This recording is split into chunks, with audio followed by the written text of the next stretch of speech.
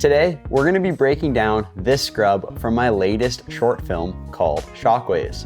Since this film came out, this scrub has accumulated about 50,000 likes on social media and is something that a lot of you have been commenting about, so I figured we should break down exactly how I did it. To break down the scrub, we're going to look at the entire process that went into getting the clip, from the first few hits on the jump through all the attempts, and lastly, I'll explain all the factors that went into us getting the perfect final shot. Make sure you stick around to the end as there are a lot of helpful riding tips scattered throughout this video. For the location of the jump that we filmed, we were in Frisco, Colorado, riding their new trail, Aftermath. My first few hits on the step up were nothing to write home about, but I did know that it had the potential to provide us with a great scrub shot. What I liked about the jump was the amount of step up and most importantly, the shape of the landing. The landing had a nice rolled knuckle, which would allow me to lay the bike over confidently without the worry that I was going to slam my front wheel into the backside of a sharp knuckle and go over the bars. For the first attempt of the shot, I kept my riding pretty conservative and did a light scrub to feel things out. For run 2 though, I was feeling confident and I did not hold back, so let's break it down. What I am doing here is I am carving towards the rider's right portion of the lip, and as I am carving, I am leaning my body towards the left in order to maintain my balance. Then, once my front wheel takes off the lip, I aggressively drop my hands down into the left and use my feet, which are clipped in, to push the bike out to the right.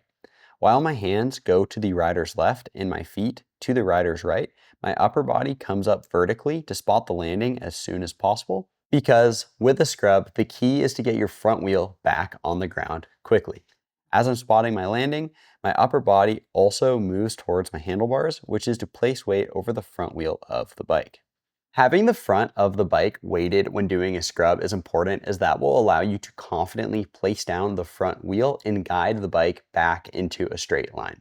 Then my front wheel touches down, but not where I was hoping. On this attempt, my wheel hit before I was actually prepared. So when my front wheel actually touched down, I was still 2 back seat and I was unable to put pressure on that front tire and use that pressure to straighten out my bike. And thus I was just sitting there back seat. I had no control. I was coming into the landing sideways and I just had to go into safety mode to ride it out. I sat back, got the bike as straight as I possibly could. Thankfully, being clipped in helped with that, since I was able to just kind of straighten out the back end of the bike with my feet. I rode out. Not so pretty, but I was all good. I didn't crash and I was able to go up and try again. After attempt number 2, I was feeling pretty intimidated by the scrub just because I was so out of control by the time I was coming into the landing. So I used runs 3 and 4 to rebuild my confidence.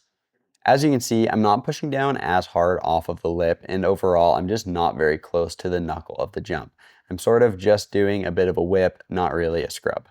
Before we take a look at the 5th and final attempt of this scrub, if you're enjoying this video, please consider giving it a like and please consider subscribing for weekly uploads. After taking those 2 runs to rebuild my confidence, I was feeling a bit better about myself and was ready to give this scrub another solid go. So let's take a look at what ended up being the final attempt. Here we go, coming up the lip, I'm carving to the right and simultaneously my body weight is moving towards the left. Then as my front wheel takes off, my feet go out to the right and my hands down to the left. At this point, I start spotting my front wheel placement. It touches down right where I want. I straighten out the bike, smooth landing, everything went to plan. So what's the difference between run 2, where I almost got it, and run 5, where I laced it? Well, it all has to do with that front wheel placement. So let's take a look at those 2 attempts side by side. Coming up the lip, my riding is similar in both, but I am a tad bit more leaned on the 5th attempt, which allowed me to carve harder and keep my bike lower. Then, as I initiated the hand and feet movements, both clips are nearly identical until my front wheel approaches the knuckle. In the 5th attempt, what I did differently is I used my arms to suck up the front wheel and get as close to the knuckle as possible while avoiding the impact that threw me off in the 2nd attempt. While this is a very small difference in the grand scheme of things, the difference of about ½ an inch or so, it was the deciding factor in what made me land this 5th attempt smoothly. Getting that front wheel placed exactly where I wanted to is what allowed me to get my bike straight, maintain my balance, and ride out smoothly, and helped us get this perfect final shot. Thank you so much for watching this week's video, and we'll catch you in the next one. Peace.